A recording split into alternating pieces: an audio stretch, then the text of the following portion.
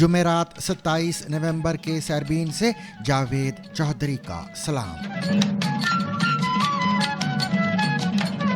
White house کے نزدیک national guards کے اہلکاروں پر فائرنگ، ٹرمپ کا کہنا ہے کہ حملہ آور بائیڈن کے منظور کردہ قانون کے تحت افغانستان سے آیا تھا۔ The last administration let in 20 million unknown and unvetted foreigners from all over the world, from places that you don't want to even know about. Pope Leo اپنے پہلے غیر ملکی دورے پر ترکی اور لیبنان روانہ۔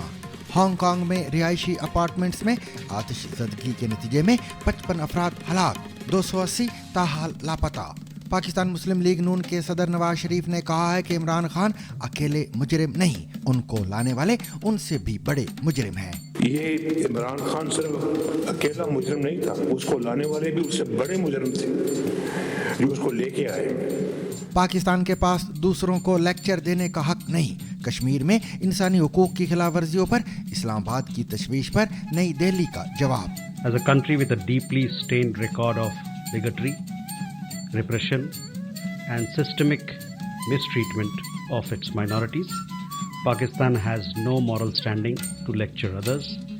جانیے نور مقدم قتل کیس میں پاکستان کی سپریم کورٹ کے جج کا اضافی نوٹ زیر بحث کیوں ہے۔ یہ بھی جانیے کہ کیا آج کے دور میں خفیہ جوہری دھماکے کرنا ممکن ہے، اور یہ کہ پہلی ہم جنس پرست مس انگلینڈ کیسے منتخب ہوئی۔ مزید یہ بھی کہ کچے کے ڈاکوؤں کی اغوا برائے تاوان کی وارداتوں میں پولیس کا کیا کردار ہے۔ اس کے علاوہ دیگر خبریں اور موضوعات بھی آج کے سیربین کا حصہ رہیں گے، لیکن ہمیشہ کی طرح پہلے اہم عالمی خبروں کا خلاصہ۔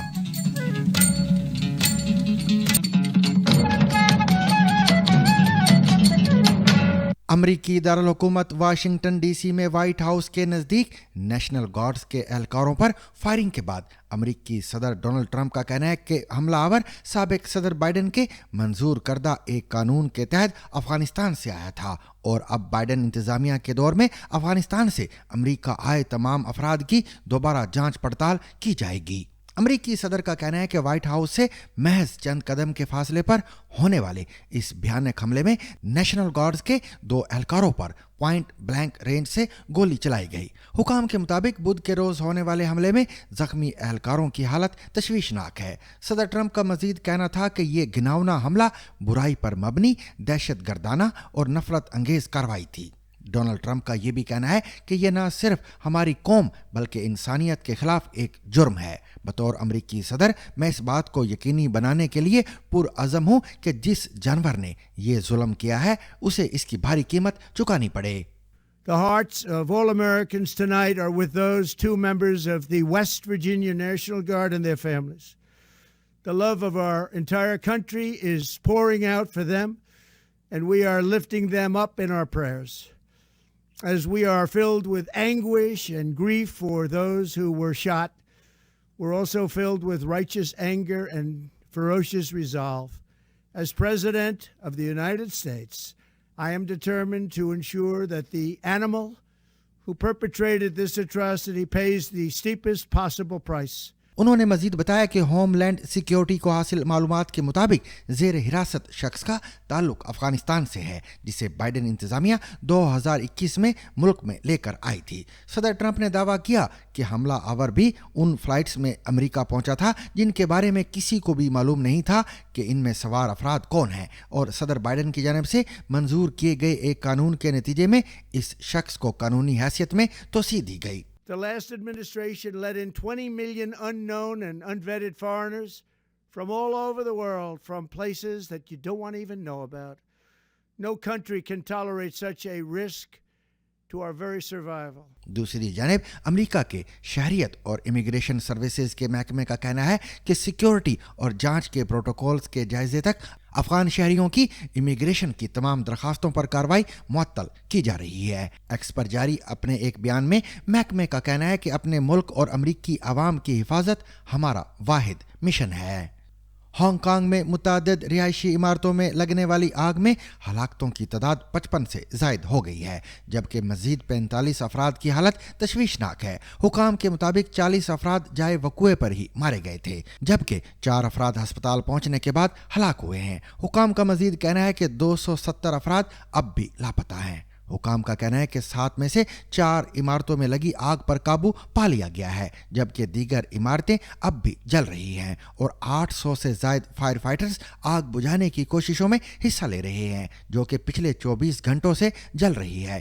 اسے 5ویں درجے کی آگ قرار دیا گیا ہے، جو کہ ہانگ کانگ میں آتش زدگی کا سب سے اونچا درجہ ہوتا ہے۔ آتش زدگی کے بعد ایک تعمیراتی کمپنی کے 3 افسران کو غفلت برتنے کے الزام میں گرفتار کیا گیا ہے۔ آگ کیسے لگی اس بارے میں تحقیقات جاری ہیں، تاہم پولیس کا کہنا ہے کہ سائٹ پر کھڑکیوں کو بلاک کرنے کے لیے پولی اسٹرین بورڈز استعمال کیے گئے اور عین ممکن ہے اس نے آگ کو مزید تیزی سے پھیلنے میں مدد دی ہو۔ حکام کا مزید یہ بھی کہنا ہے کہ بظاہر ایسا لگتا ہے کہ بانس کی اسکف فولڈنگ کے استعمال کی وجہ سے آگ دیگر عمارتوں تک پھیلی ہے۔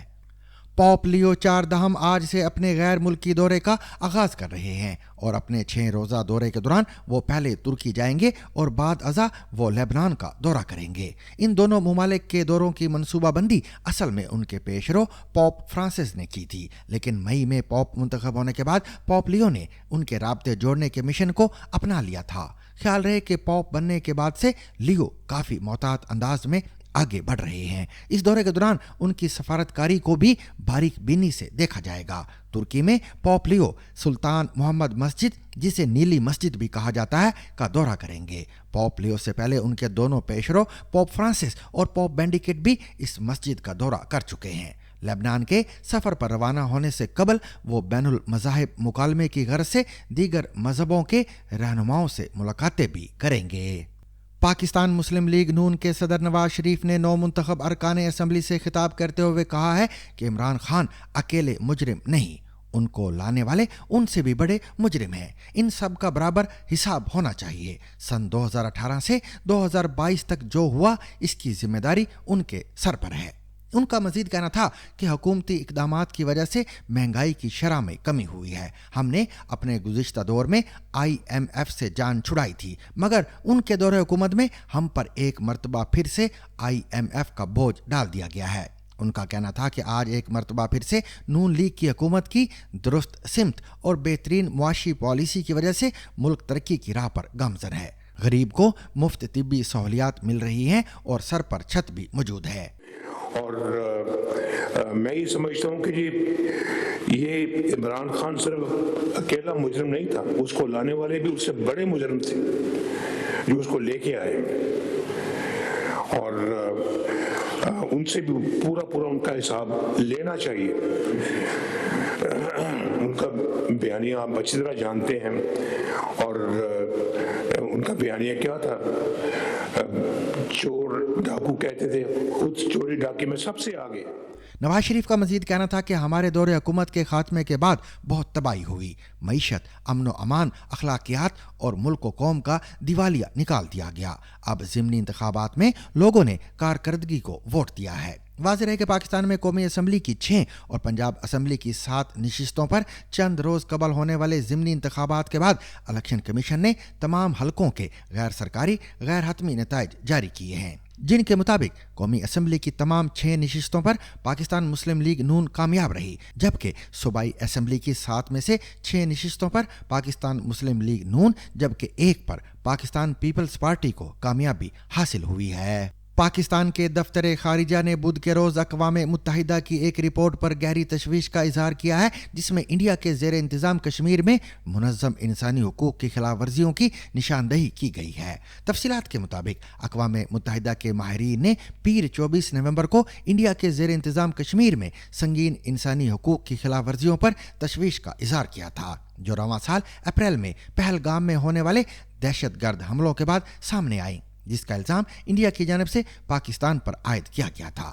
پاکستانی دفتر خارجہ کی جانب سے جاری ہونے والے اس بیان پر انڈیا کی وزارت خارجہ کے ترجمان رندھیر جیسوال نے ہفتہ وار پریس بریفنگ میں کہا کہ ہم نے پاکستان کی جانب سے آنے والے بیانات دیکھے ہیں، ہم پاکستان کے بیانات کو اس انداز میں مسترد کرتے ہیں جس کے وہ مستحق ہیں۔ انہوں نے اپنے بیان میں مزید کہا کہ ایک ایسے ملک کے طور پر جس کے پاس اقلیتوں کے ساتھ جبر، تعصب اور منظم طریقے سے ناروا سلوک کا پرانا اور داغدار ریکارڈ ہے، پاکستان کو دوسروں کو لیکچر دینے کا کوئی اخلاقی حق نہیں ہے۔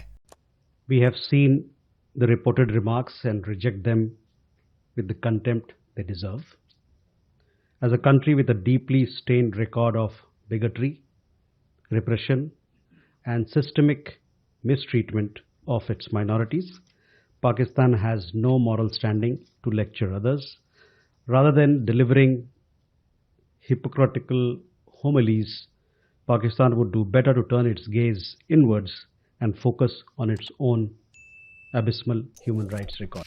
पाकिस्तानी दफ्तर खारजा की जानिब से जारी की गई प्रेस रिलीज में कहा गया, पाकिस्तान अक़वाम मुत्तहिदा के स्पेशल प्रोसीजर्स के माहिरीन की जानिब से इंडिया के गैर कानूनी इक़दामात के हवाले से हालिया नताइज पर गहरी तशवीश का इजहार करता है जो इंडिया गैर कानूनी तौर पर अपने ज़ेर इंतज़ाम कश्मीर में कर रहा है। अक़वाम मुत्तहिदा की जानिब से जारी रिपोर्ट में माहिरीन ने उन मुशाहिदात पर भी शदीद परेशानी का इजहार किया कि जिसमें इंडिया के इक़दामात के नतीजे में तकरीबन 2800 अफराद जिनमें सहाफ़ी, तुलबा और इंसानी हुकूक के अलमबरदार शामिल हैं को हिरासत में रखा गया है। रिपोर्ट में मजीद कहा गया है कि पब्लिक सेफ्टी एक्ट यानी PSA और गैर कानूनी सरगर्मियां और रोकथाम एक्ट यानी UAPA जैसे सख्त कवानीन के मुसलसल नफाज ने गैर मुअय्यना और गैर मंतकी हिरासतों की राह हमवार की है।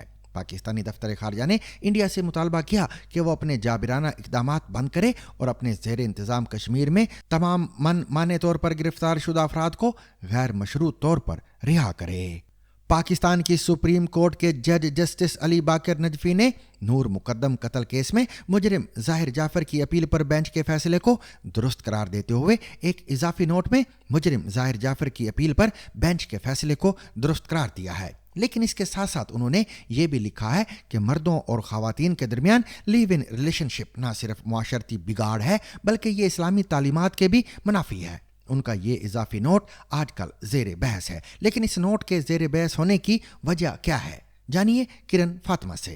सुप्रीम कोर्ट के जज जस्टिस अली बाकर नजफी ने नूर मुकद्दम कत्ल केस में मुजरिम ज़ाहिर जाफर की अपील पर एक इजाफी नोट लिखा है जो ज़ेर बहस है। इजाफी नोट में जस्टिस अली बाकर नजफी ने मुजरिम की अपील पर बेंच के फैसले को दुरुस्त करार दिया है। इस अपील के नतीजे में ज़ाहिर जाफर को नूर मुकद्दम के कत्ल के मुकदमे में सजाए मौत सुनाई गई थी और रेप के मुकदमे में उम्र कैद की सज़ा सुनाई गई थी। लेकिन इसके साथ साथ जस्टिस अली बाकर नजफी ने ये भी लिखा है कि मर्दों और ख़वातीन के दरमियान लिव इन रिलेशनशिप न सिर्फ माशरती बिगाड़ है बल्कि इस्लामी तालीमात के भी मुनाफी है। लिव इन रिलेशनशिप का तस्वुर माशरे के लिए इंतहाई ख़तरनाक है और आजकल की नौजवान नस्ल को सबक सीखना चाहिए। सुप्रीम कोर्ट में अपील से पहले इस्लामाबाद हाई कोर्ट ने ज़ाहिर जाफर को नूर मुकद्दम के केस में कत्ल के अलावा रेप के केस में भी सजाए मौत सुनाई थी, लेकिन सुप्रीम कोर्ट की अपील के दौरान कत्ल के मुकदमे में सजाए मौत को बरकरार रखा गया था जबकि रेप के मुकदमे में सजाए मौत को उम्र कैद में तब्दील कर दिया गया था। सुप्रीम कोर्ट के इस फैसले के खिलाफ नजरसानी की अपील अभी भी ज़ेर समाअत है।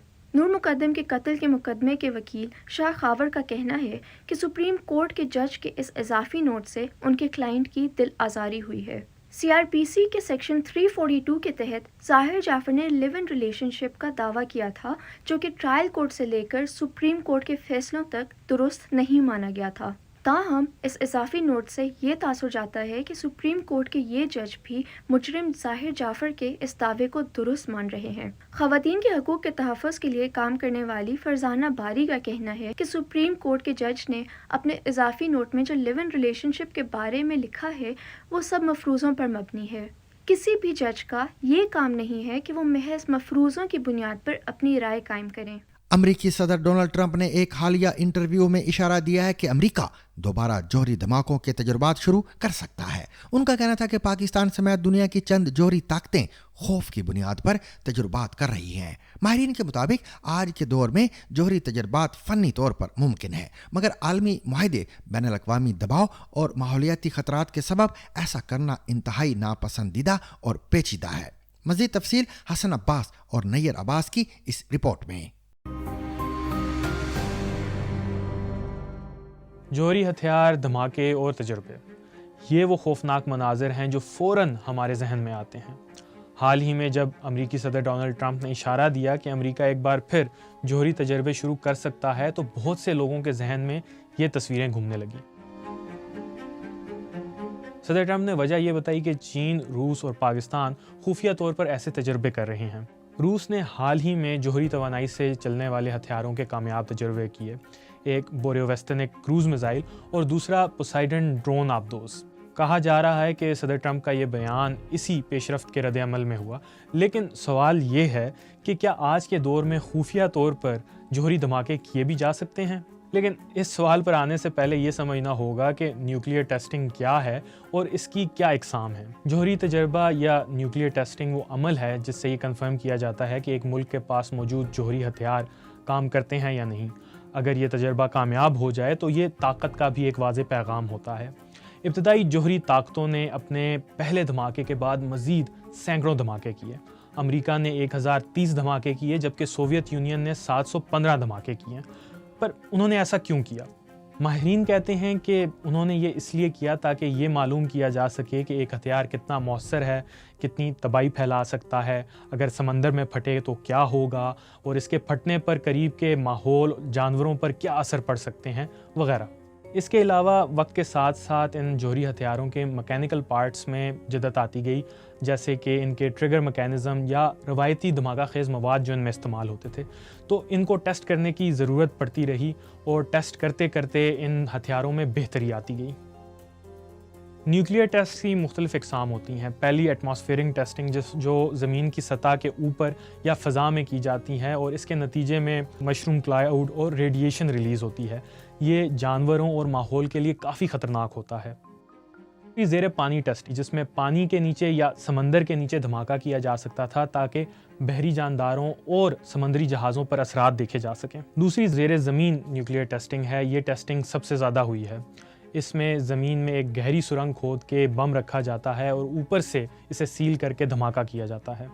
नतीजा अंदर एक खोल या कैविटी बनती है और इसे भरते हुए सतह ज़मीन पर एक गड्ढा बन जाता है और ज़लज़ला भी आता है। आखिरी ज़ेरे ज़मीन धमाका 2017 में शुमाली कोरिया ने किया। मुख्तलिफ ममालिक ने एक वक्त पर यूनिलैटरल मॉरेटोरियम का ऐलान किया, यानी मज़ीद धमाके ना करने का ऐलान किया। सोवियत यूनियन ने 1990 जबकि अमेरिका ने 1992 के बाद से कोई धमाका नहीं किया।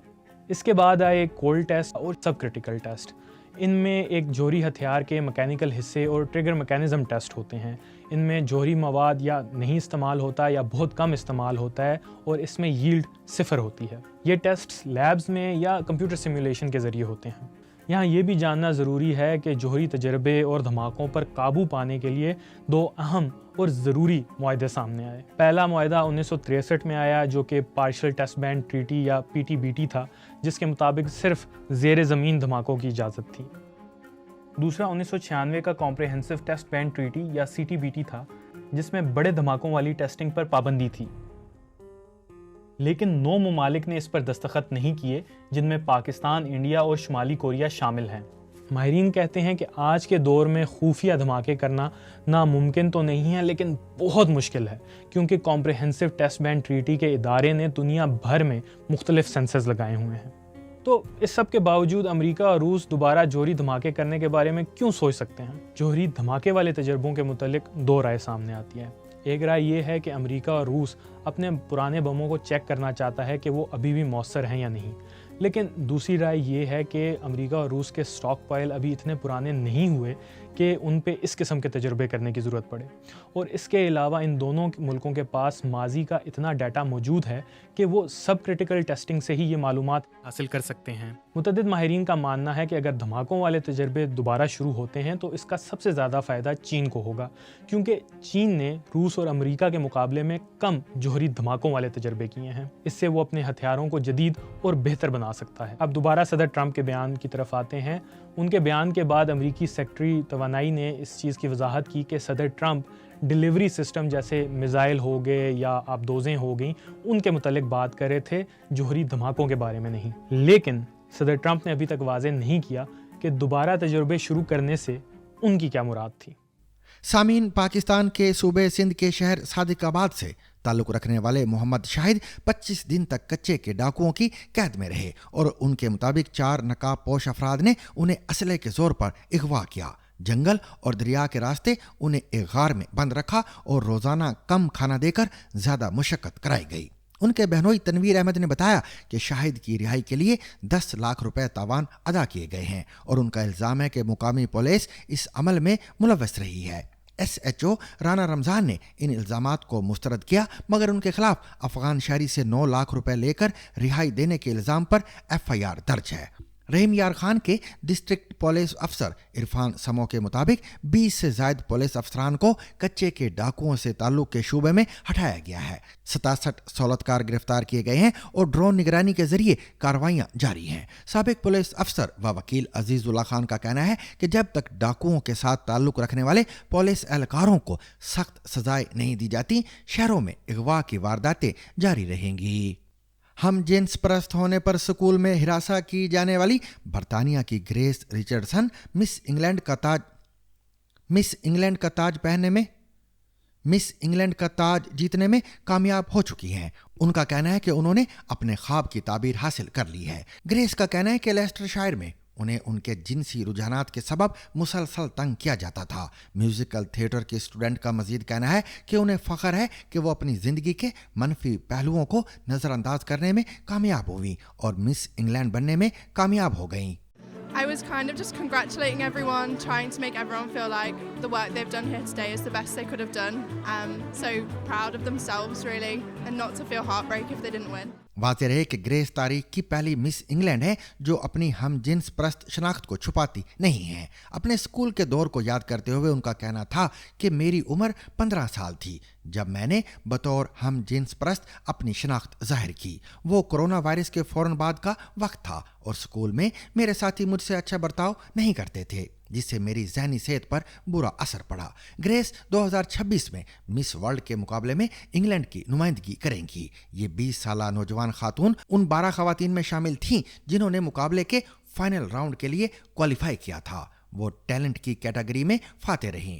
وہ بیلے ڈانس پیش کرنے والی تھیں، مگر مقابلے میں شامل ہونے کے ایک ہفتے بعد ان کا پاؤں ٹوٹ گیا۔ اس لیے ججوں کو متاثر کرنے کے لیے انہوں نے اپنے میوزیکل تھیٹر کے ٹیلنٹ کا استعمال کیا۔ Leicester college of performing arts کی یہ طالبہ اب انگلینڈ کی نمائندگی کرتے ہوئے مس ورلڈ میں حصہ لیں گی، جو اگلے سال کے آغاز میں متوقع ہے۔ تاہم اس مقابلے کے مقام کا اعلان ابھی نہیں ہوا ہے، لیکن اگر وہ جیت جاتی ہیں تو وہ 1964 کے بعد مس ورلڈ جیتنے والی پہلی برطانوی خاتون ہوں گی۔ گریس کا کہنا ہے کہ اگر میں مس ورلڈ کا تاج انگلینڈ واپس لا سکی تو یہ بہت شاندار ہوگا۔ اور سامعین، اس کے ساتھ ہی آج کا سحربین اپنے اختتام کو پہنچا۔ مجھے اور میری پوری ٹیم کو کل تک کے لیے اجازت دیجیے، لیکن اجازت لینے سے قبل اب تک کی خاص خبریں۔